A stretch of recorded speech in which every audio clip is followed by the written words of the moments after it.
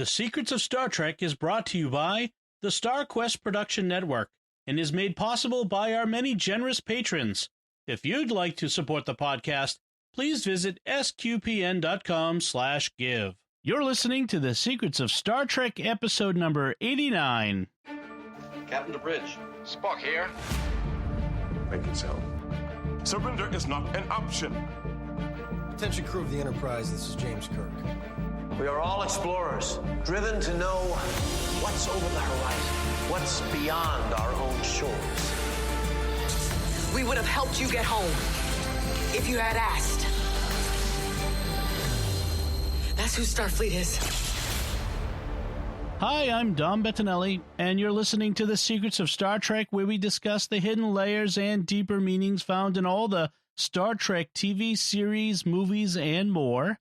And today we're discussing the latest episode of Star Trek Picard called Stardust City Rag. And joining me today on the panel are Father Cory Sticha. Hi, Father Cory. How's it going? Very well, and welcome back. Thank you. Feel much better this week. Not 100%, but a lot better than I did last week, that's for sure. Well, good. And also Jimmy Akin. Hi, Jimmy. Jolan Trudom. Nice. So, folks, if you can, we really appreciate it when you do share the podcast with your friends, and that helps us grow this community of Star Trek fans who are listeners. The podcast has been growing great lately with so many new folks we're hearing from, and we're seeing the download numbers go up. I'm sure that's attributable to Star Trek Picard and the interest in that. And be assured that when this season of Star Trek Picard is over, we're continuing on. We've got lots to talk about. There's so much Star Trek out there to keep talking about. And we've got some great episodes already in the can and other stuff we're planning. And, of course, when other new Star Trek comes out, like Star Trek Discovery, we'll be talking about that new season. Yeah, there's so much out there. We're going to press on and boldly talk about what we've never boldly talked about before. Exactly. That's right. Hey, there is a little Star Trek Discovery news. I just saw this morning that they've recently, like the last week, wrapped filming season 3. Cool. Which is cool, but also a little bummer because I'm like, I was hoping that would start real soon, but I guess it's not. They said in 2020, so that could be, up to December 31st. But we can expect that to be coming. Yeah, it'll be sooner. My guess is probably like September. Summer. Mm-hmm. That's what I was wondering, summer, kind of more fallish. Yeah, that's my guess is. So that'll be here soon enough that these months roll by. So that'll be fine. I want to take some vacation this summer, which would be made it more difficult if we have to talk about new episodes of Discovery. Anyway. So let's talk about this episode, Stardust City Rag. Let's talk about the title. Stardust City is the name of this city that they go to on this planet called Free Cloud. But what's a rag? Oh, it's a type of music. Okay. It's like Scott Joplin was an American composer famous for composing rags, which are music in ragtime. Yep. And famous examples of that genre include Alexander's Ragtime Band and Maple Leaf Rag and The Entertainer and things like that. The Entertainer, by the way, was the theme music for the movie The Sting back in the 70s. So that's kind of it's a style of music that's associated with popular culture, and it was considered a little shady at the time, is associated with honky tonks and things like that. So speakeasies a lot, speakeasies, because it's about the same time as speakeasies and things like that. 20s, so that's really what it's associated with. Yeah. Okay. The last kind of shady entertainment, which is what they're giving us with Stardust City, I guess. Okay. Yep. Yeah, I said it harkens back to the 20s, but now I have to say the 1920s as opposed to the 2020s, which we're in now. Okay. Yeah, actually, even earlier than the 20s, Alexander's Ragtime Band and Alabama Jubilee and things like that were from even earlier. Okay. It's an interesting choice, so maybe that might come up. And as you say, it has to do with the style of the places that they go to. They go to essentially what sounds like a speakeasy in this episode, but we start someplace else. The episode and like a speakeasy, they have to know you, scan you, clear you to enter. You can't just walk in. That's right. Yep. So we start as we have in recent episodes with flashbacks, and this one flashes back not to 14 years ago to the Rogue synth attack, but to a year later planet Vergison, the Hypatia system, something called the Seven Domes, which, 7 of 9, get it? And so we have this gruesome scene of this Starfleet officer being tortured and having his eye being torn out by someone looking for his cortical node. Did you guys recognize who this was at the beginning? You got it right off the bat? It took a minute. Yeah, it took a minute. But then as soon as I'm going, okay, this is a former... Oh, I recognize this guy's species. And then I found myself thinking, is this Icheb? Just before Seven said the name. Yep. Yeah. It's a different actor than played Icheb in Voyager. Icheb was a young Borg drone that that got liberated from the collective with other Borg children and that bonded with 7 of 9. Right. Mm-hmm. Actually, the third actor to play Icheb, because there was an episode where 7 saw the future of Voyager, or that we saw the future of Voyager, and Icheb was grown. So he's they can't find his cortical node because in Voyager he donated it to 7 when she needed it. Right. Remember that? I forgot about that. Yeah. So and there was a whole thing about he was on the verge of dying. She was on the verge of dying, and then they wanted to know. The doctor didn't know whether he could survive without it. Well, evidently he did. So 7 comes in and blasts, these people who are doing this dirty work of dismantling Icheb alive. And we should note that this is the gruesomest scene that has ever happened in the history of Star Trek. There's nothing else that's been filmed that is on this level of gruesomeness with, blood and violent eye stuff. I mean, even when Picard had a needle pointed at his eye in the First Contact, it wasn't this gruesome. Yeah. No. Yeah. But they cut away. But as someone who's actually had surgery on both of my eyes, this was a piece of cake. Yes. Yeah, but you probably did it with anesthesia, if not knocked out completely. Yeah. No, with anesthesia, but they do strap your head to a board so you can't move it, and then you watch the instruments coming from your eye, and they give you a drug so that you won't remember the procedure, but they didn't give me enough. Oh. It give me nightmares. I have a hard time with them blowing the air in my eye during the exam. Never mind. It's taking something in. Anyway, so he is all but dead at this point. He's dying. He's not going to survive what they have done to him, even though, 7 has come to save him.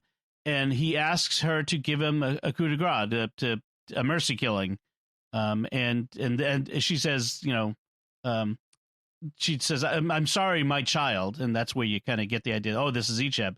But what do you think about the mercy killing aspect, the giving him the coup de grace? Not allowed. Yeah. Not immoral. Morally, we would have an issue with it. But okay. Yeah. I mean, humanly, it's understandable, and it's understandable 7 of 9 is not a Christian, is not a Catholic, and so she doesn't, as far as we know, and so it's presumably consistent with her morality, but she obviously recognizes the tragicness of it. What my mind would go to is, how can we relieve Icheb's pain? Right. He's going to die. We can't actively kill him, but we can do everything we can to make him comfortable in the remaining time. Right. So she had a phaser. One thing she might have done would be stun him. Right. Because you could stun him into unconsciousness, even if that hastens the death. It's permitted to use palliative care that will hasten death, but that is not itself intended to kill. Right. And so she could have stunned him. And if we want to headcanon that, we could say that's what she did. Okay. Yes. That's I prefer to headcanon. Yeah. Because I don't want. So this brings me to a question, or something that I want kind of think about this episode. This is a 7 episode. This is where she departs at the end of this episode. This is her. She may come back, but. She will. Yeah. For now, this is a 7 episode. So I want to kind of talk a little bit about what you guys think about, where 7 has been, the journey she's been on, both, literal, but also, moral, emotional, otherwise, humanly. since Voyager returned. I mean, this is, almost 2 decades since then. So Voyager's come from the Alpha Quadrant. She's very different. She's become a Fenris Ranger, which we find out in this episode are sort of self-appointed, vigilante law in the lawless regions. What do you think of that? What do you think is driving her in this quest to bring law and order to a place that doesn't have law and order? What do you think about her? What drove her out here? What do you think of that? Well, she may have just been in the area at the time the neutral zone collapsed, which created the need for the Fenris Rangers. And by the way, there is a Star Trek Picard prelude novel that I'm in the middle of reading right now, and it talks about how the neutral zone collapsed. And that's, by the way, this novel, the writer, who's from England, has apparently seems to have had full scripts of the entire series to work with, because she has minor, teeny little details, including a line of dialogue that comes up in this episode that she references in the novel. It is very tightly plotted. It basically gives the backstory of the Romulan recovery effort or relief effort and the politics of all of it and how it all fell apart. And Picard himself was the first one to start collapsing the neutral zone without orders. And so if you've read the novel, there's an added shade in there when she talks about the neutral zone collapsed, because he's the one who struck the first blow in that. Right. But then it created this need for law and order, and based on her personality as we saw it in Voyager, and based on her history as a Borg, law and order would be high on her priority list. That's true. That's true. She seems much more relaxed. I think we might have talked about this last time. More relaxed, more human, at ease with the social aspects. She jokes. She has the subtleties of conversation. She's a much more mature 7 of 9 than we've seen. And she also, as part of her re-embracing of humanity, went for a time by her human name, Annika. Yeah. Because Bjayzl, whose name we hear in this opening sequence and who we later meet, refers to her as Annika. I kept calling her in my head Bedazzle, the little thing, the bedazzler from Just say, when you hear a lot of these names, and you don't see them, and I don't have the closed captioning on, which I probably should do. I have to try to figure out what is their name and try to write it down.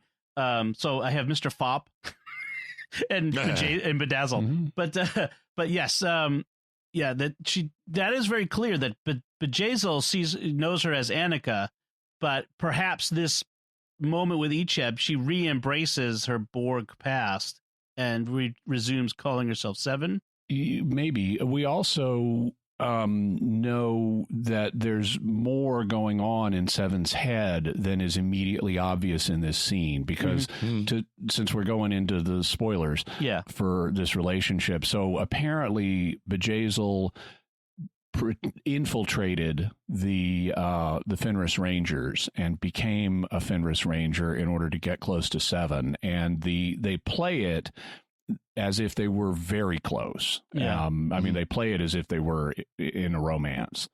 And then through Seven, Bjayzl learned about Icheb and got Icheb and meant to get Seven, but Seven got away. Yeah. And so part of what's happening with Seven in the opening sequence is she is feeling torn apart by the fact that she knows that Icheb is dying because of her, because she let Bjayzl know about Icheb.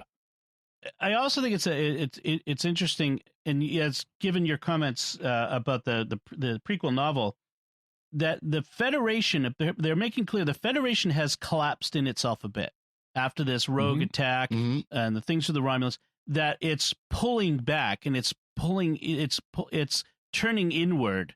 And this is not the Federation of the next gen, the shiny, happy Federation reaching outward, or even in DS9, where they're still, bringing in the Bajorans, and it's very we're still a shiny happy Federation. This is a Federation that's finally almost had enough with this rogue synth attack and is turned inward and is pulling back and leaving places like the Fenris and Free Cloud and these other areas to fend for themselves. And they're really developing pockets of the Wild West in these systems where there is no, as there is that conversation between Picard and Seven here in a little while in the episode, Picard's remonstrating against her for taking law into her own hands. He goes, "What law?" Yeah.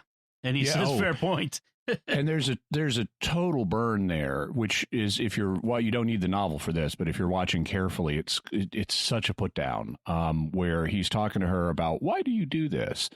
And she talks about the need for it. And then she says, and the only thing worse than doing this would be giving up. Yes. And it was like, because that's what you did. You did the worst thing. You gave up. Right. It keeps getting thrown in Picard's face this entire season, and he's just going to have to deal with it. All right, let's move forward in the plot of this episode. We switch to Stardust City on Free Cloud, and we're told it's 2 weeks ago, 2 weeks prior to our main character's timeline.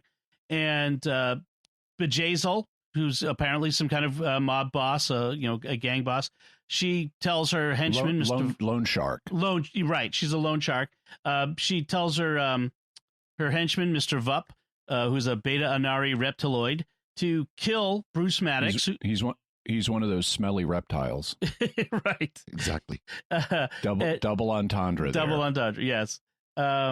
She tells him that to kill Bruce Maddox as he's failed to repay his loan, but then changes her mind, and she meets with him. Offers him Tranya. By the way, did you catch that? Tranya. Yep. Oh, of course. Yes. The drink from Corbin. I relished the reference.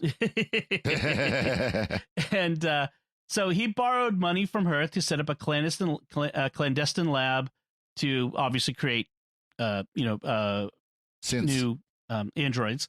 And Soji and Daj. I've just shipped them. But it was destroyed. Presumably by the Zhat Vash? Yeah, or the Tal Shiar, which is who he says destroyed it, but it could have been Zhat Vash. What I wondered is the relationship between his lab and what we've hitherto heard referred to as the Nest. Yeah. Because I had assumed they were the same thing. But if his lab has been destroyed, that would imply that the Nest, where other synths are, would be elsewhere, because otherwise the Romulans who are after Soji would have no reason to continue their efforts to get information out of her to find the Nest if the Tal Shiar had just destroyed it. Right. And so she decides that, since the Tal Shiar are obviously looking for him, he's worth more to her alive than dead, so she drugs him, presumably so that she can then, make a deal with the Tal Shiar, which apparently is... So she just keeps a carafe of spiked Tranya around with the drugs already loaded in, apparently, just sitting there on her table. As you don't? Do? Oh, no. I know nothing about that. No. So, and then we switch back to Picard on Rios' ship, the La Sirena, in his holodeck study, which he's apparently having a lot of fun in. And he's looking at a introductory video to Free Cloud, shall we say? It's which it seems to be a combination of Las Vegas, the Cayman Islands, and Switzerland, but sleazier. Yeah. It's basically Space Vegas. It's Space Vegas. Seven comes in to talk to him, and they have this discussion, and he offers her tea or coffee, and she asks for bourbon, which is a lot of fun. And they talk about her being in the Fenris Rangers, and wait, she drinks the bourbon in one gulp. Yes. Yeah, she shoots the bourbon. Yeah, it's like, wow, okay, we are being super tough here, aren't we? Yeah. Well, she is. You wonder though if the Borg implants will negate the effect of alcohol. Right. Oh, I didn't wonder about that. I wondered, is this? I did relate it to her Borg background and think, okay, well, everything could be about efficiency. So let's just get this in us as soon as possible and let it have its effect. It might be also replicated synthahol bourbon too. Yeah, I thought of that too. Yeah.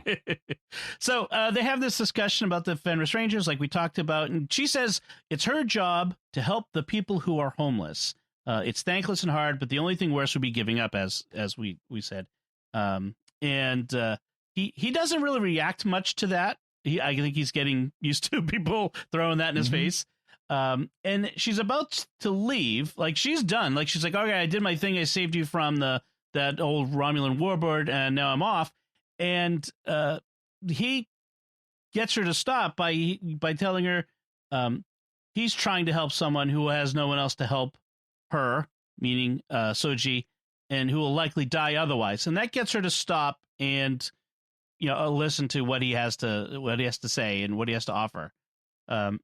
So, and then meanwhile on the bridge, we have this fun scene. Well, first we have Rafi looking up information about someone named Gabriel Wang. We don't know who that is yet, but she's looking at her screen. And then she has this discussion with Rios brings up an interesting point that both Picard and Seven are unique. They are unlike almost anyone else, and they have this thing in common, which is that they are both ex-Borg who have reintegrated into society. Seven, the ex-Borg Fenris Ranger from the Delta Quadrant, and the former Locutus of Borg. And I think that's an interesting thing that they brought these two characters who have never met on screen before together in this episode to kind of there's a bit of familiarity. They know a little bit about each other. We get, especially at the end, where they kind of talk about it. Well, there's kind of an interesting point in this conversation on the bridge, because he mentions, I forgot that he was Borg. Right. He had been Borg. And a lot of the viewers did too. He's speaking for the viewers there. Yeah. Well, and you could obviously, and I'm taking it, in universe, but, implying that with everything else that Picard did after that event, it probably is not widely remembered that he had been assimilated.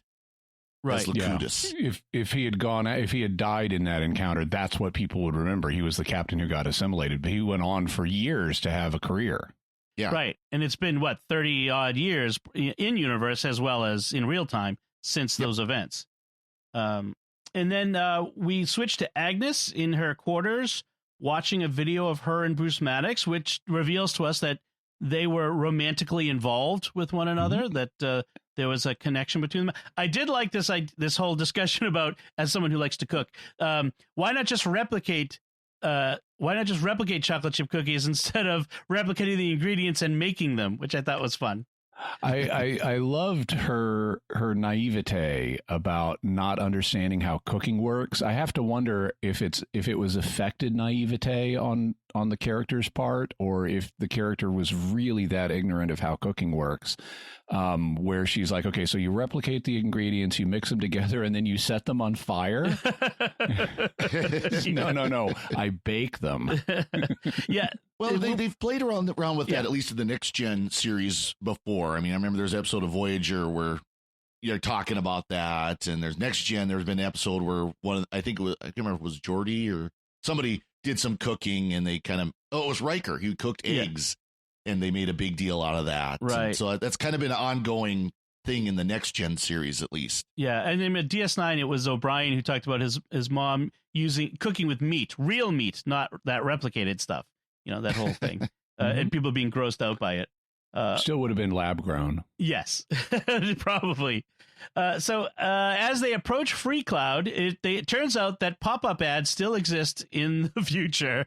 And they're still based on your browsing history. Yes, exactly. Tailored to their particular interests, which I think. So Rios gets a mechanic for his ship. Picard gets an invitation to high tea. Agnes gets an invitation to a robotic boxing match. Robots, the whole. Because she's an artificial synthetic life person. Yep. And Ralphie gets an invitation to a snakeweed den, which is like kind of, ouch. That's, you didn't use private mode on your browsing history, apparently. And Elnor doesn't get one. Because he's got no browsing history. Exactly. He's unknown. Well, I got a kick out of the one for Rios, because it was, your engines are only operating at 91% efficiency. And of course, immediately think of LaForge, who would be, throwing a fit if the Enterprise's engines were only at 91% efficiency. Yeah. And anything less than 99. So very interesting. So I have to mention we did get a bit of feedback after the last week's episode where a fan, a listener, asked us quite fervently to start using Elnor's real name instead of calling him Space Legolas or Elrond. But we'll see how that works out. Yeah, I appreciate the sentiment. We'll see how it works out. Right. I guarantee that in honor of this request, I will at least part of the time refer to him as Elnor. Right. The actor, I saw an interview with him where he talked about that people immediately started calling him Space Legolas, and he thought that was really cool that he's okay with that. Yeah. So meanwhile, so after this amusing little interlude with the pop-up ads, Ralphie says she found Maddox and that Bjayzl is holding him and looking for someone to broker a deal with the Tal Shiar. I think she looked on, Free Cloud's Craigslist of the future or dark web. Basically, it was kind of like a want ad for people who were intermediaries. Right. Go-betweens. So yeah, there's this whole interesting profession that they becomes a big part of this episode of people who are intermediaries that just connect different people to get deals done. Yeah, and it's really a minimal function because all they do is arrange the introduction. They don't do the negotiations for you. And they call them facers for interfacers. Right. Yeah, that really hard for me. I mean, why would you need that as a function? I can understand a finder, who finds the deal for you. I can understand a negotiator who handles negotiations for you, but I don't understand a person that is just a messenger to say hi and let's set a meeting. Yeah, it's an odd little job, but apparently there's something for everyone. So that they come up with the plan, which Seven says she knows that Bjayzl likes to trade in Borg parts. She butchers export for parts. Why? Right. Clearly, Borg parts have economic value because the Romulans are stripping them out of the Nameless back on the cube. Why do people want Borg artifacts? And I mean, I can understand you could say, okay, well, we need a subset of them so we can study them and develop new technologies based on them. But then you don't need 100,000 ocular implants or 100,000 cortical nodes. Once you've got a cortical node and an ocular implant, you can do your study. So clearly someone would want to be using these things for something, but what? I wouldn't want a Borg thing put in my body. Right, because you don't want the Borg cube to show up and start to assimilate you from the inside. Yeah, exactly. So I don't know why these things have economic value. I can see it, though, as, like the transhumanist type movement where they're studying them and tearing them apart so that they can redevelop the technology for themselves and become maybe stronger. They're not putting the actual device in. But then you don't need a bazillion copies of basically the same nodes. I mean, once you've got once you've secretly bought your iPhone, you can tear it apart and study it. I mean, maybe you need 10 iPhones, but you don't need to keep buying them. Yeah, maybe they can't. Universe. Maybe there isn't a way to replicate the Borg tech. Maybe. Yeah, I don't know. Hopefully they'll explain it. I don't know if they will, but hopefully there'll be more about this in the season. I have to say one thing about Bjayzl. Go ahead. I wondered, the earliest we've seen anybody taking Borg implants for economic purposes is in the Icheb flashback. So 13 years ago, which, as you noted, Dom, is a year after the synth attack. Right. I'm wondering if it was the synth attack that caused Borg implants to gain economic value. The fact that the synths were now banned led people to turn to Borg technology as an alternative in whatever value they have. That's a good point. That makes sense. Yeah. So I was going to say about Bjayzl, the choice of actress was very confusing at first because I'm thinking, what's Marina Sirtis doing in this role? Deanna Troi looks a lot like younger Marina Sirtis. It was freakily like, is that can't be her because she's much older than that now. It was very, very strange for me, but okay. I've seen Marina Sirtis too much in recent years to have that go through my head. It's always clearly a different woman to me. Okay. So they we kind of jump back and forth in time between it's classic heist movie style filmmaking where we jump back and forth between the prep for the heist and the heist itself. It makes sense because it would be boring to do all the explanation up front. But so we have Rios beaming down to Stardust City wearing this as a pimp. This amazing pimp hat with a big feather. Now, when he beams down, did you catch the Easter eggs in the background? There's a couple of them. Yep. He beams down in front of Quark's bar. What's yours is ours. Well, did you? And then there was the other one, Mr. Mott's Hair Emporium. Yeah. He was the Bolian barber on the Enterprise D, which I thought was awesome. Now he's made good for himself in his post-Enterprise, post-Starfleet career. And Quark really has too, because when they orally name check him in a little bit, he's Mr. Quark of Ferenginar. So he's apparently moved back to Ferenginar, which he would, given that his brother is Grand Nagus. Yeah.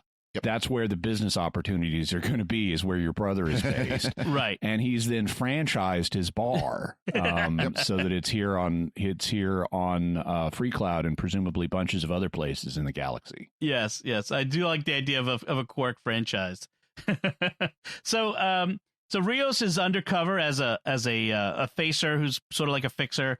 And Picard dresses up as a pirate, or he's got an pirate. Yeah, he's got an eye patch, and very French biker pirate. He's also got a beret and an over-the-top comic French accent. It is a great comic. Like, I look sinister. It's awesome. It's sort of a throw a bone to all those people over the years who've complained that this French captain has this British accent and it doesn't sound at all French. We know that French is a derelict language. It's an ancient language that's no longer spoken. So except that his brother. I mean, it could be that, knowledge of French is diminished. Or I suspect not. I suspect it's still spoken. But I also suspect it's because Federation Standard is clearly a dialect of English. Because when they go back in time, they have no problem speaking to people in English. But one phenomenon that I have long noted is that when people who are native speakers of other languages learn English, they pick up the accent of the place they learned it. Correct. So when I see people from Europe who have learned English, they tend to speak it with a British accent. Right. Mm-hmm. And so as a French speaker, it's right across the channel from England.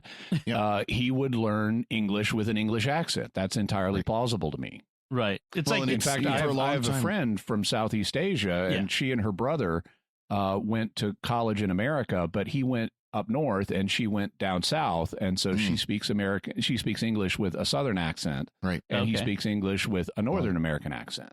I was going to say, for a long time, any immigrants from India who would come over to the United States, they would speak with a very British accent because, of course, they had learned it from the British colonizers before India became separate. Now, you don't see that so much anymore, but that for a long time, that was still kind of a holdover.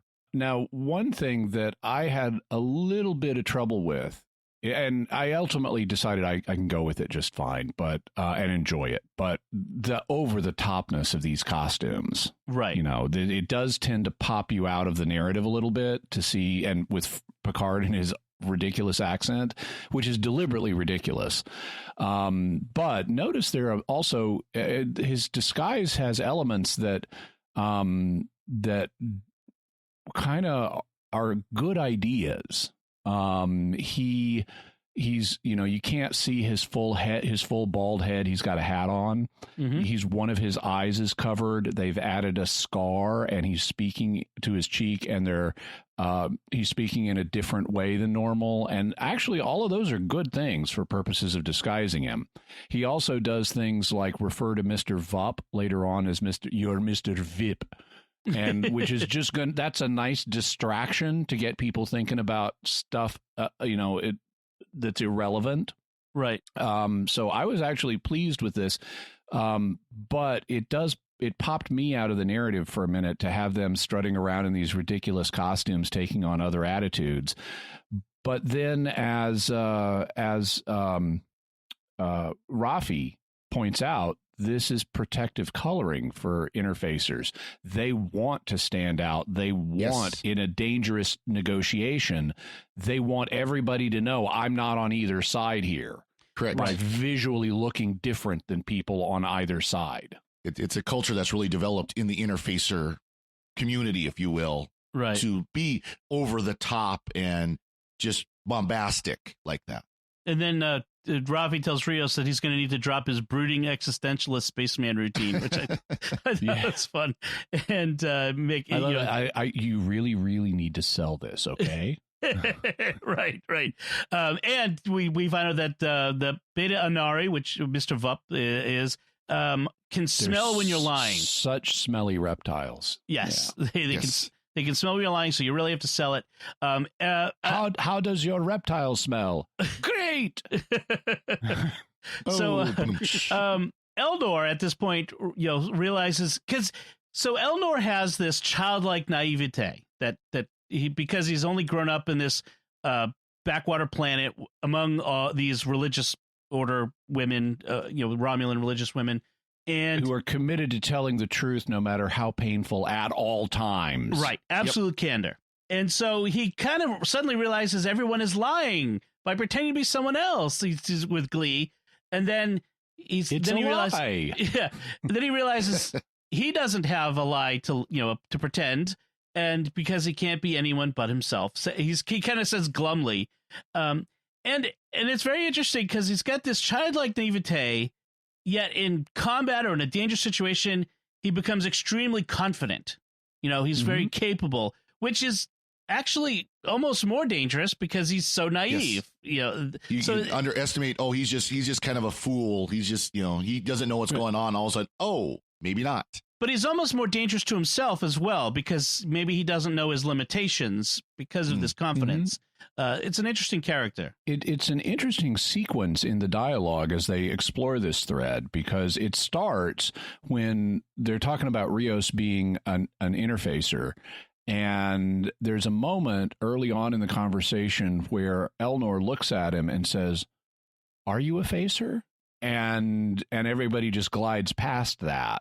And because he's been enrolled now in the Facers Guild, and they talk about that. But then he realizes it's a lie. Everyone's pretending to be someone that they're not, except me.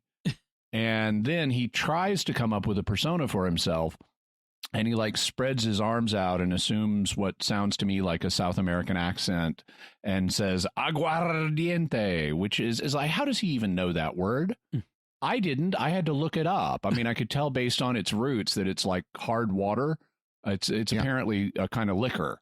Okay. Rios ordered it the first episode that we see him. So you can imagine he's ordering it throughout. Okay. That's his drink of choice. It's kind of a anise flavored alcohol. Yeah. Okay.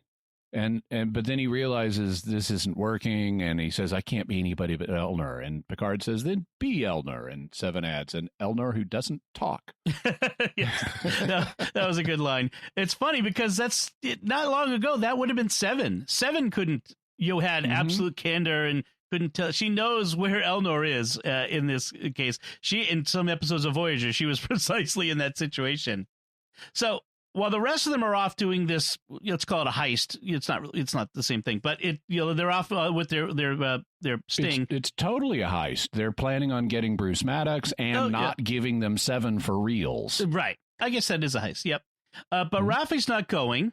She's leaving the ship. She's going off on her own, looking for this Gabriel Wang. Turns out, so she's at this Stardust City Reproductive Health Services Free Cloud Family Planning. It's called.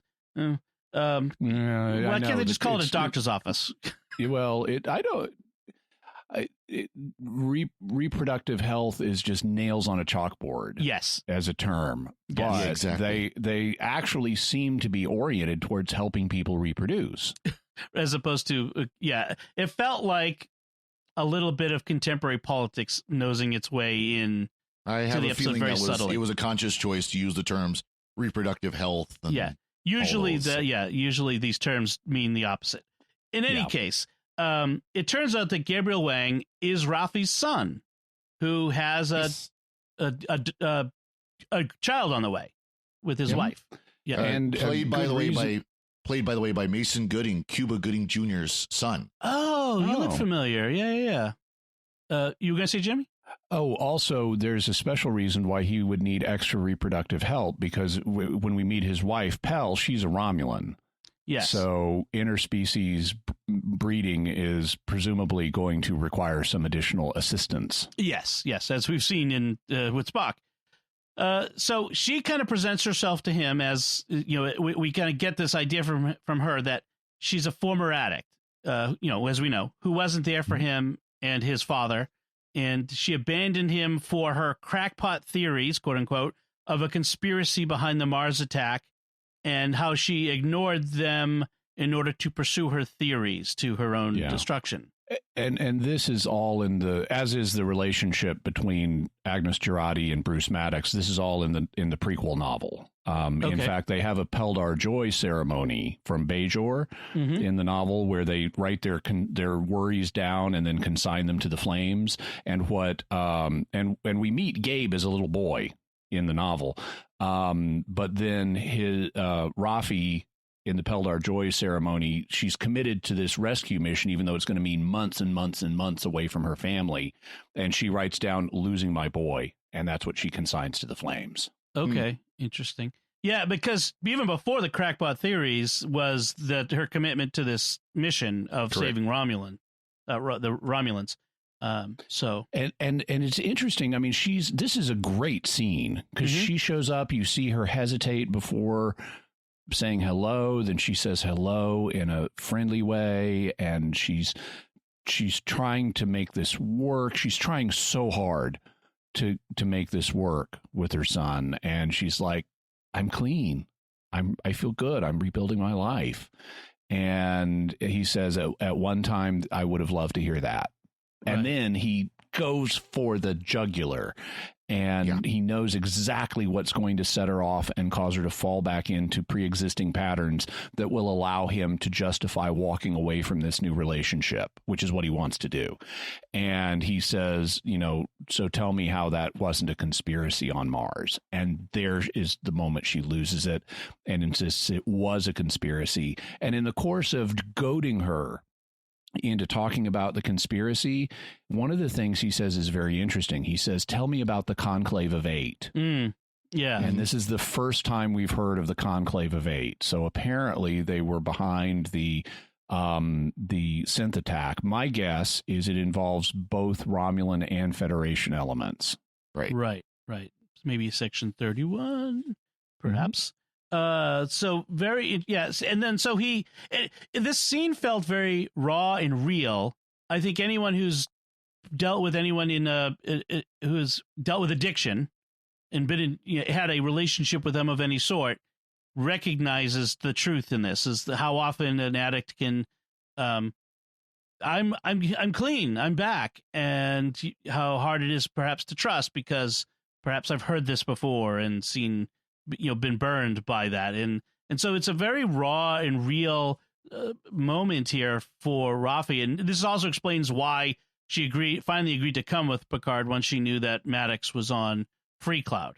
So she was, she had this hope that she could. And the fact is Rafi clean? I mean, it was only just a couple episodes ago where we saw her smoking snakeweed when Picard first came to see her. Well, so that was apparently 2 weeks ago, based on what they established in the timeline with Bruce Maddox arriving on Free Cloud, because he needed to be there for Rafi to find him.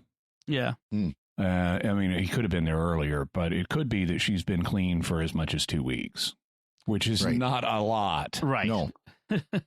But so space travel takes 2 weeks instead of like an instant blink of the eye. Yeah. She also though does acknowledge I forget the phrase she uses, but it's like I'm starting to get my life back together. So she acknowledges that this is a new thing for her. Right. So, and then he completely rejects her, won't forgive her, and walks away from her.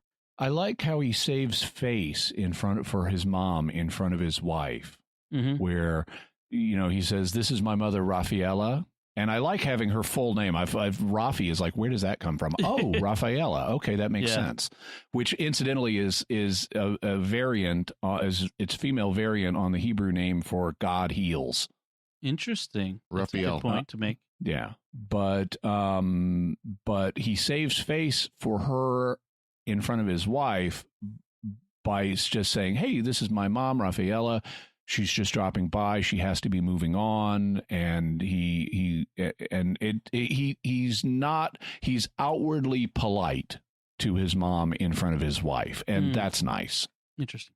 By the way, the fact that Rafaela means God heals, I wouldn't put it past Michael Chabon doing that intentionally. He's Jewish and knows Judaism well.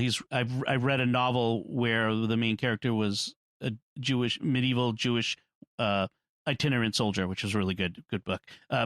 So he knows what he's doing, and I wouldn't be surprised if he did that intentionally. So it's an interesting thing to keep an eye on. So back on the ship, Agnes didn't get to go along because she would have stuck out like a sore thumb, even more than Elnor. She's hyperventilating over her responsibility to beam them out when the time comes. When the EMH appears, and please state the nature of the psychiatric emergency, he says to her, and because she's obviously having a psychiatric, which may turn out to have perhaps be more than just her problem at this moment about the overall thing that's going on here, because we'll see this again. Right. It's not just she's nervous about using the transporter, but we don't know that yet. Right. Mm-hmm. So we have this encounter where they've brought Seven in cuffs, the Chewbacca Wookiee cuffs that don't really fit. You know what I mean? The ones that come right off. Mm-hmm. They bring her before Bjayzl as to offer and trade. And things start to go sideways because it turns out Seven and Bjayzl actually know each other personally, as we said.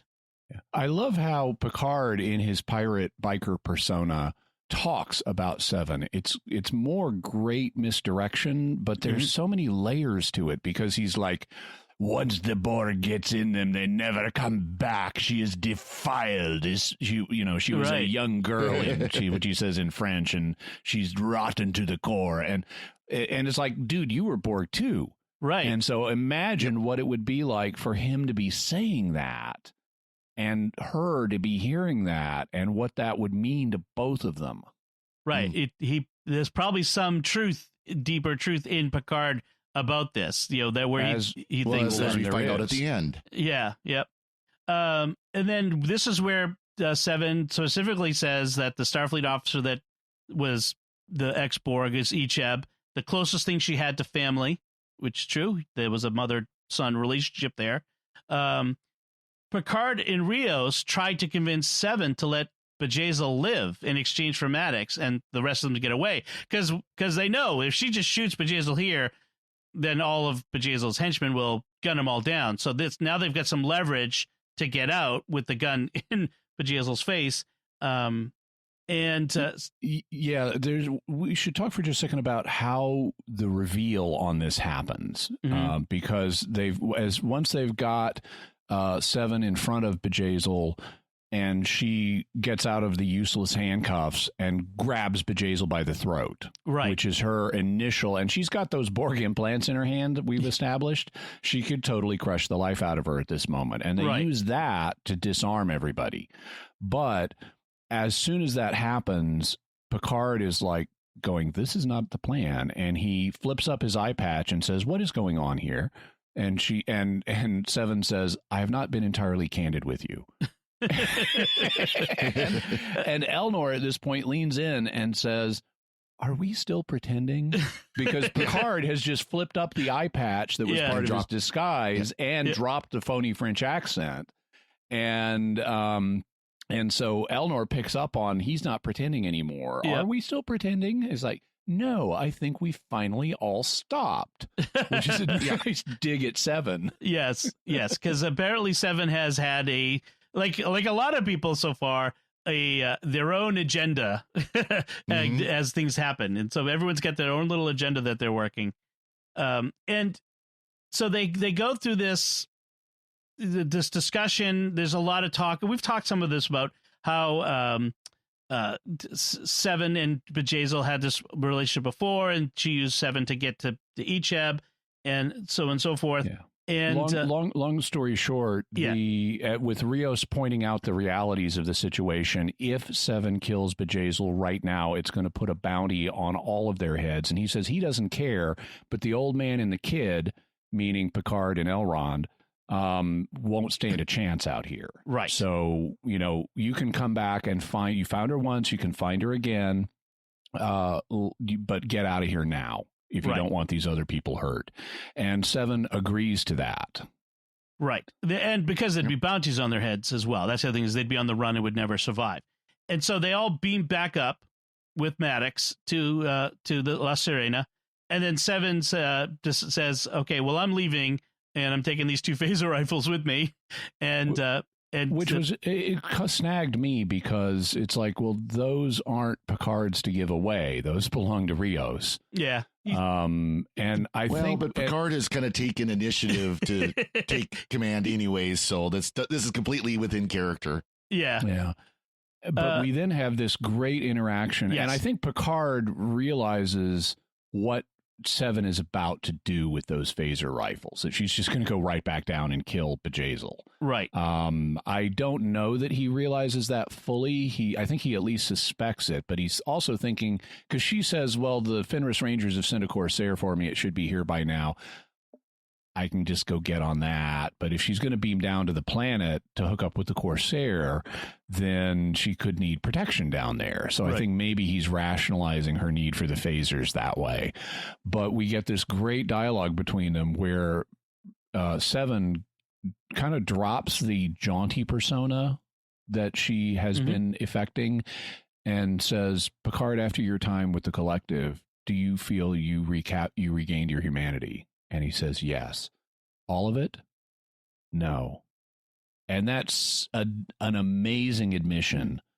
And it's the kind of thing that he would, it makes total sense for him to admit to her, but not other people. But then he says, but I think we're both working on it every day. Right. Every day of my life. Which, it's the language of addiction or recovery. That we have there. It's also another way of saying, please don't go kill Bjayzl now. Right. But, she beams back down, confronts Bjayzl, says, he was a son to me, Jay. This is for him. And then vaporizes Bjayzl. And then she said, she tells her, I didn't kill you before because I wanted Picard to still have hope that there's still mercy in the galaxy. Because he'd been saying revenge is not the answer. But then she comes down and kills her because, of course, revenge is totally the answer. Yeah. That's right. As we found out in the Wrath of Khan. And then we have the Terminator scene of her fighting her way out of the secondary security forces. And, of course, she'll get out just fine. And so then we're back to the... She also gave Picard her space card for the future. Oh, yes. So whenever you need me, just, show this and I'll be there. So we get back to La Sirena, and Maddox is now in the sick bay, where very badly off. He's in critical condition. Picard and Maddox talk about Dodge and Soji. He says he sent them out to find the truth that the Zhat Vash are hiding. He thinks the Federation is involved in hiding this truth too. He also said he knew that Dodge was dead because the mom AI activated. Right. So we know now that mom does not really exist. Okay, yes. For a fact now. We find out that Rafi is back aboard as a quote-unquote stowaway. At this point, she's come back to join them after being rejected by her son. And then we have Agnes and Bruce alone in sickbay where they talk. He tells her that her... At first, Picard is there and is getting all this vital plot-driving information out of Maddox. Meanwhile, Agnes is standing there with her back to them. Mm-hmm. And just from the back of your head, you can tell she's turning all conspiratorial. Right. He tells her that her contribution to the creation of Dodge and Soji was essential. And she says it's one more thing she has to atone for before she kills him. And she says, I wish you knew what I know. I wish I hadn't seen what they showed me, which I'm presuming is Commodore O. Yeah. About the rogue synths, maybe, or about the board. Yep. Something along those lines. We'll have to find out. But as predicted, Agnes totally goes traitor. And you could just tell, even in this scene early, she's just standing there with her back to them, trading. Right. And then as soon as Picard's gone, she comes over and she turns off the life support, and Maddox dies way too fast. Right. And also he gets these colored veins popping out on his face way too fast. And that's not really believable. And even though they could rush in and revive him at the beginning of next episode, we do hear a flatline sound. Right. Because his heart's going crazy and then it flatlines. We also have the EMH show up because she's panicking again. She's having another panic attack as she does this. And he shows up and says, "What's the nature of the psychological emergency?" And then he realizes this guy is dying. What's the nature of the medical emergency? And she deactivates him. Yeah. And this is all a little implausible to me because he should have been there the whole time. Right. If there's a patient being cared for, he should have been on. Because no one there is a medical doctor. Yeah. Agnes is not a doctor. Yeah. Actually, no, wait. The novel establishes she is a medical doctor. Oh, interesting. Before she got into cybernetics. But still, well, so, okay, I guess that does rationalize it, but you gotta read the spinoff media to know that it's not established in the episode that she's a medical doctor. Right. But that would also let her override the EMH because since it's an emergency program, right? Someone with actual medical credentials could say, "You bother me, go away. I'm dealing with this." But it would be in the records that she did this, so I'm presuming that this comes up at some point that they confront her. Either that, or she's used her cybernetic stuff to sanitize the records. I will have to see what happens. Yeah. I'd like to see consequences. I don't want to just to. I'm sure there will be consequences. Yeah, it's just, will she get away with it for a while before the chickens come home? At some point, they're going to have the big disclosure of how she's turned traitor on them and everything she's done to do it. And I'm sure we'll see more traitoring going on before we get to that. Right, a mole in their midst. Derek the Romulan, he's still got his appointment with traitoring. That's right. Any other things to say about this episode? Just one small thing. Right before Seven beams to destroy Jay, you can hear the Voyager theme playing in the background, just slightly. Yeah. Yep. That they do a nice job with the music in this series. I like it. Jimmy? So when we come into the bar scene, and this is post Star Wars 1977, so sci-fi movie, we need a big space bar scene. But I just had a reaction to watching these people in this bar, and it's a little depressing to me. They've got all this glamour and glitz and technology, and they're hanging out in this depraved environment. Mm-hmm. And like you have the guy, I mean, this is not a family pub, right? This is Space Vegas, and you got like this one guy walking around with phony angel wings, and it's like holographic angel wings, and right. It's like, okay, this is a deliberate irony. You're not really pretending to be on the side of the angels here. And I just thought this bar is just filled with the soulless minions of unorthodoxy. And to use been to Deep Space Line 9. Right.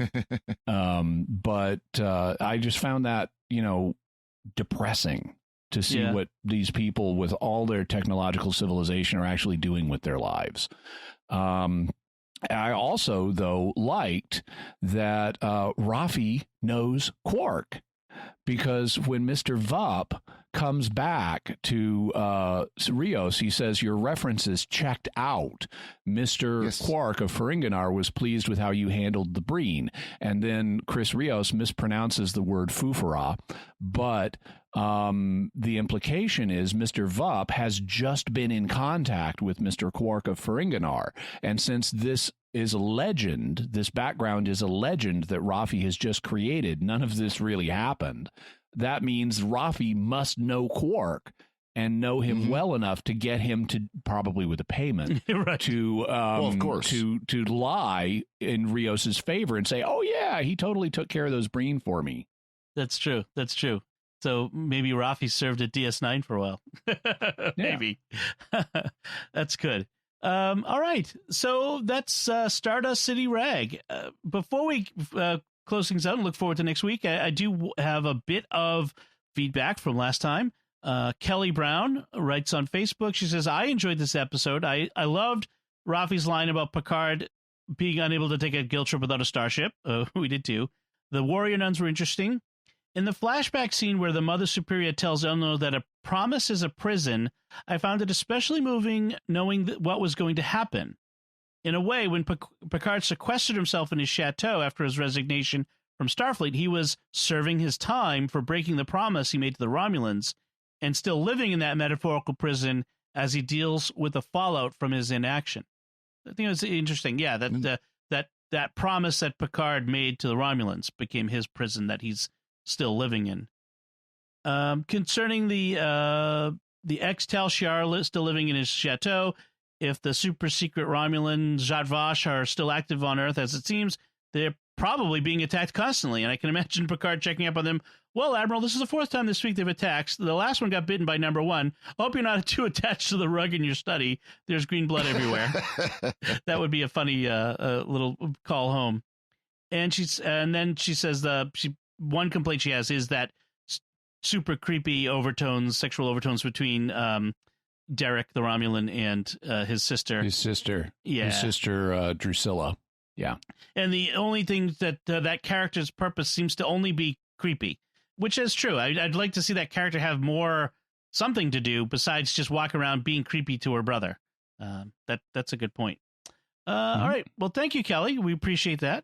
Oh, one other thing I meant to mention. So I mentioned that the novel has tie-ins to even just little bits of dialogue, and one of them showed up in this episode.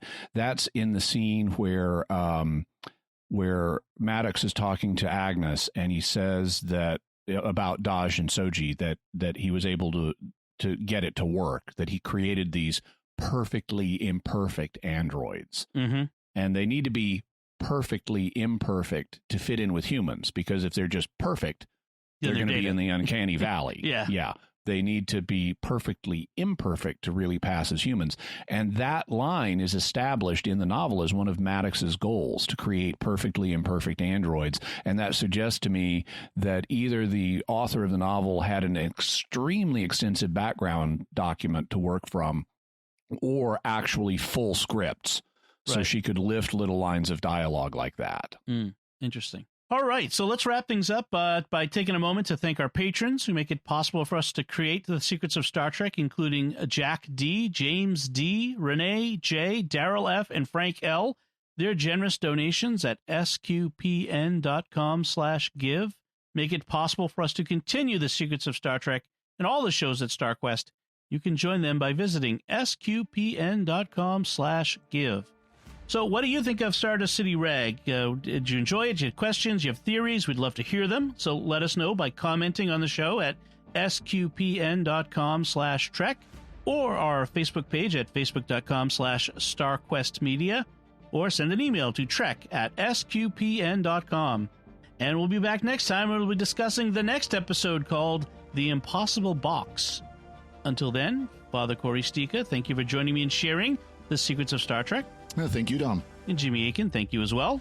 Thank you. Live long and prosper, and Jolan True, which I have established, I checked, and it is used both as a greeting and a farewell. Very good.